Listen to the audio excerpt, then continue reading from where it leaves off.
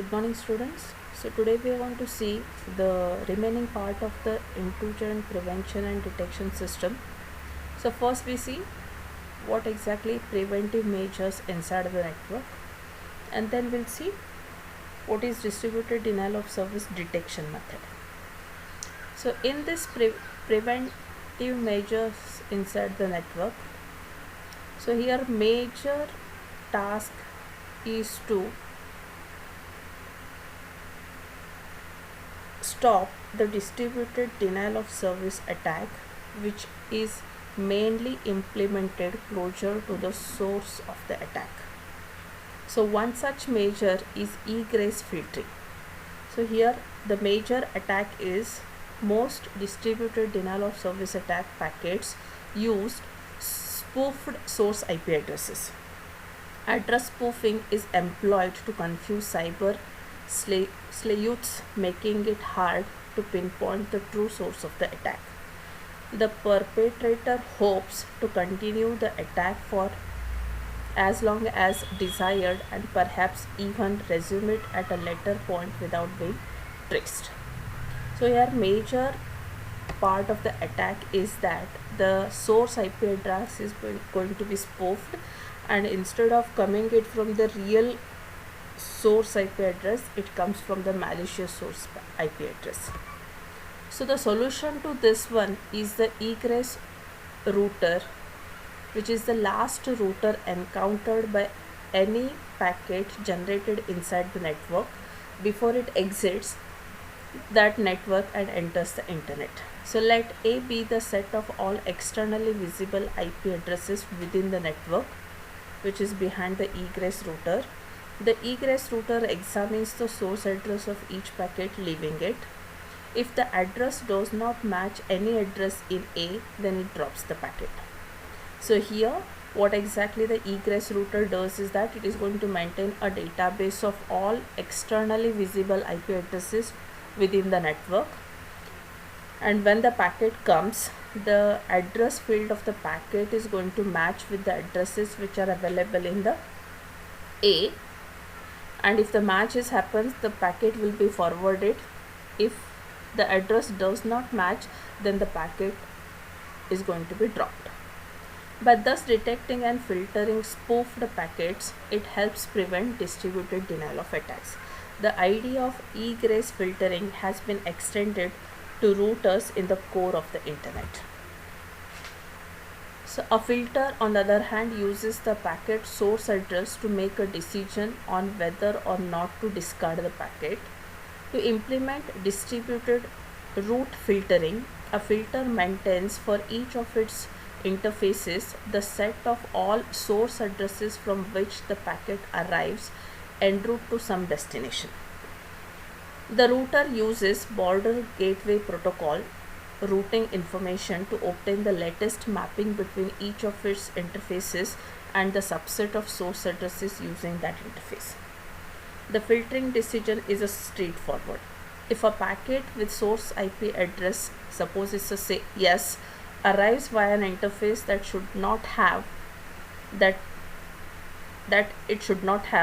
packet is assumed to be spoofed and hence is discarded. So here is an example of a router implementing the distributed route filtering in the next slide through and figure. Now if you see, there is a node number 9 to which, so the numbers whatever you are seeing 1 2 3 4 5 6 7 8 9 10 11 12, these represents the source IP addresses, whereas the A, B, C, D, E are the network interfaces. Now if you see here, interface D sees packets from the node number 3, 7, 8. Interface E is the only interface that sees packets from the node 4. Apart from that, it sees the packets from source or node 2, 6, 10, 12. Now if you see, B, C and D, these are the three network interfaces which sees the same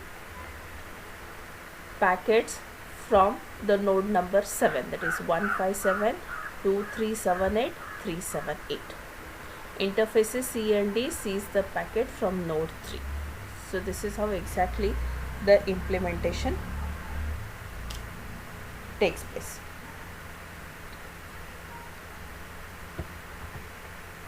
Each of its interfaces is marked with the source addresses that use that interface en route to some destination. Note that the packets from the same source may enter the router through different interfaces. Now, if you see, as I have already explained through the figure, that packets from the source address 7 may arrive through the interface B, C or a D. In the simplest implementation of the filter, the router checks whether a packet has arrived on one of its acceptable interfaces based only on the packet source IP address. For example, a packet bearing the source address 7 arriving on interface C would be forwarded.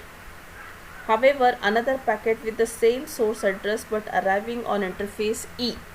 Now, if you see, the interface E, which will not allow to receive the packet from the source IP address 7. Arriving on interface E would be suspected of having a spoofed source address and would be discarded. So next one is a distributed denial of service detection. So in the last 2-3 slides we have seen the prevention measures. So now here what we do, allow the distributed denial of service attack to happen on a network or on a host system, and detect it and then take a corrective measures. So egress filtering and distributed route filtering are preventive mechanisms. Another approach is to detect the onset of denial of service and then take a remedial action. So here we have taken the example of a SYN flood attack. In a SYN flood attack, the victim sees a disproportionate number of SYN packets compared to FIN packets. By a SYN packet, we mean any incoming packet with the SYN flag set. A FIN packet is sent by the site that wishes to terminate the TCP connection. If the other party agrees to termination, it responds with its own FIN packet.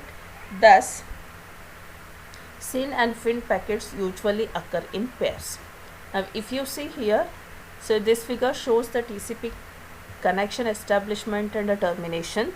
So now A want to have a communication with a B.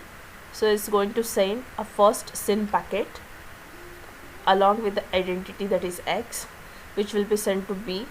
Then B sends the acknowledgement that it has received the SYN packet, and along with that it sends its own SYN packet by SYN Y. Then once the A receives that SYN Y, it sends the acknowledgement. After that, what exactly happens? Communication takes place between these two, means they have synchronized to have a communication between them, and the TCP connection is established. So after that one, they need to send, suppose now A want to terminate the connection with a B, then it sends a FIN packet, FIN P, which will be sent to B. Then B sends the acknowledgement that okay, I have received your FIN packet. Then suppose B wishes or agrees to terminate the connection with the A, it says it sends its own FIN packet Q to the A, and based on this one the connection is terminated. Connection is terminated in this case. So thus the total number of incoming SYN packets should equal the number of incoming FIN packets. In the event of a connection being aborted, the RAST packet takes the place of a FIN. In most cases, the number of RAST packets is a small fraction of the number of FIN packets, so we ignore them in this analysis. So now the second figure, that is 22.3b, shows two horizontal timelines. The top line shows the times of SYN packet arrivals. The bottom line shows the corresponding FIN arrivals. Time is slotted into fixed length observation intervals, say T1, T2 like that, during which we record the number of SYN arrivals. The corresponding observation intervals for fins, that is T1 dash, T2 dash, are shifted to the right by the average duration of a TCP connection. So this is what exactly this figure says. Now T1, T2, T3 are the SYN packet arrival time duration, whereas T1 dash, T2 dash, T3 dash are the fin packet arrivals of a TCP connection, which will be shifted towards the right direction by average duration. So to construct an anomaly detection system, we define the following variables. First one is a SI, which indicates the number of SYN packet arrivals in the ith observation interval. Fy, the number of fin packet arrivals in the ith observation interval. Di, normalized difference between the number of SYN and fin packets in the ith observation interval. So based on this, the value of a Di is going to be calculated by using a formula Si minus Fi divided by Fi, whereas T is a threshold for the detection. Then consider the time series as D1, D2, D3, etc. Now by using these variables, we present different algorithms that attempt to detect the onset of a SYN flood attack by monitoring the above series D1, D2, D3 values.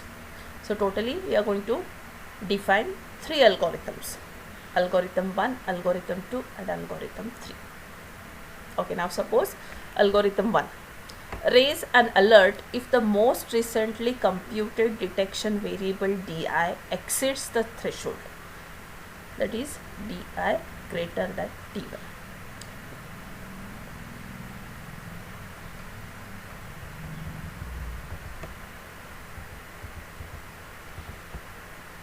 So here, suppose the threshold value for the D is set to 90.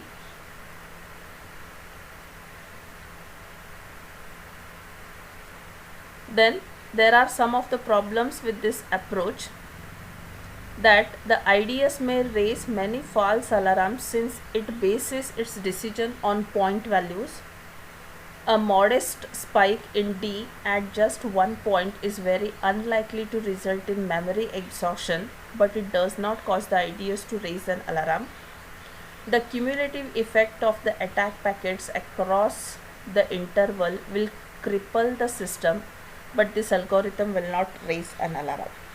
So these are some of the problems with this first algorithm, that it has to raise an alert if the most recently computed detection variable value exceeds the threshold, and suppose the threshold value we have taken it as a 90, then if it exceeds the value of a 90, it should raise an alert, but these are the some problems where it does not raise an alert.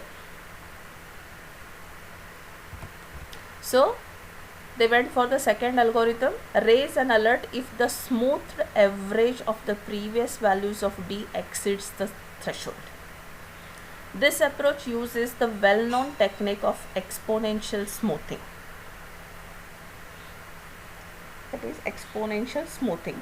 The decision variable at the end of the ith observation interval is the smoothed average, which is computed by the formula Si is equal to alpha Di, alpha into Di plus 1 minus alpha into S minus A, where the value of a alpha is ranging between 0 and 1 and the value of a S0 is equal to 0.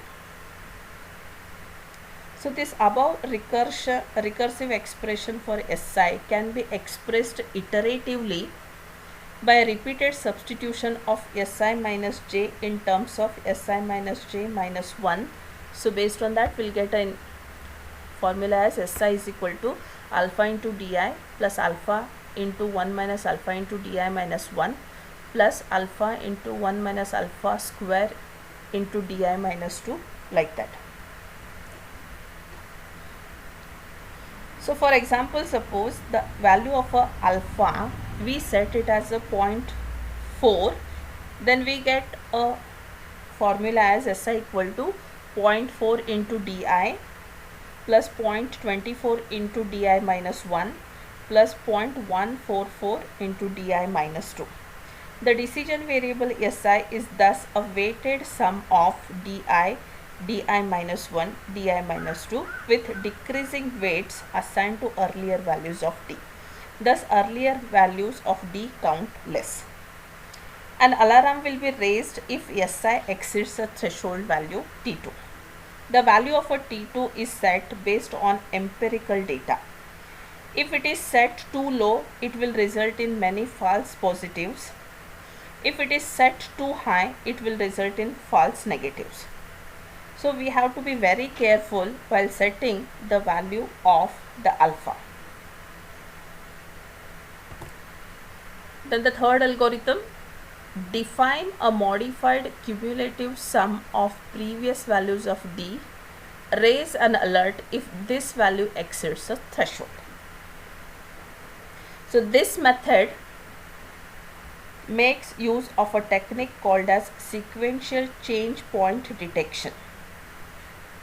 Its application of a SYN flooding is found in this VANG 04.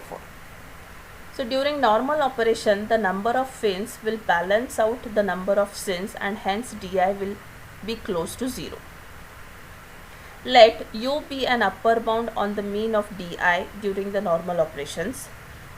Let DI dash be a shifted version of a DI, that is DI dash is equal to DI minus U. The decision variable Mi used here is defined as Mi is equal to Mi minus 1 plus Di dash, where M0 is equal to 0. Here the notation x plus is defined as follows: x plus is equal to x if the value of x is greater than 0, otherwise it is 0.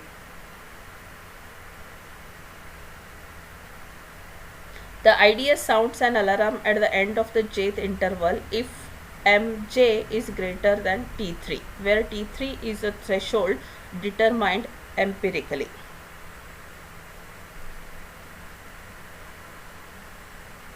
So this is what algorithm 3. So the last point of this chapter is a IP traceback. The source IP addresses in the attack packets are typically spoofed. Hence we cannot rely on them to identify the subnet from where the attack packets emanate. Instead, we attempt to identify the paths traversed by the attack packets. So there are two principal approaches to IP traceback. One is a packet marking. The packet keep tracks of the router it has visited. Second one is a packet login. Each router keep tracks of the packets passing through it. Both these methods require the cooperation of the co-routers. In addition, hybrid approaches using a combination of a packet marking and a packet login have been proposed. So in this, we'll see packet marking and packet logging